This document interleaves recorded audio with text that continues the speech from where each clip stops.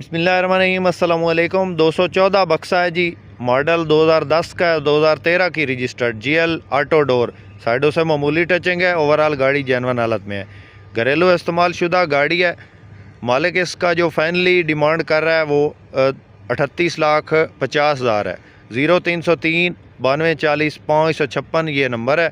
इस नंबर पे कांटेक्ट करके गाड़ी की मज़ीद डिटेल हासिल कर सकते हैं। ज़बरदस्त कंडीशन है जी, ये आप चेक कर लें। माशाल्लाह बहुत ज़बरदस्त गाड़ी है जी। बिस्मिल्लाहिर्रहमानिर्रहीम अस्सलाम वालेकुम। 214 बक्सा है अस्सलाम जी। वालेकुम। मॉडल 2010 का है, 2013 की रजिस्टर्ड GL ऑटो डोर। साइडों से मामूली टचिंग है। ओवरऑल गाड़ी जेनवन हालत में है। दोस्तों घरेलू वीडियो इस्तेमाल पसंद आए शुदा तो गाड़ी लाइक है। कमेंट एंड मालिक सब्सक्राइब। इसका जो फाइनली डिमांड कर रहा है वो 38,50,000 है। माशाल्लाह बहुत ज़ीरो प्यारी तीन गाड़ी सौ है। तीन 9240 556 ये नंबर है।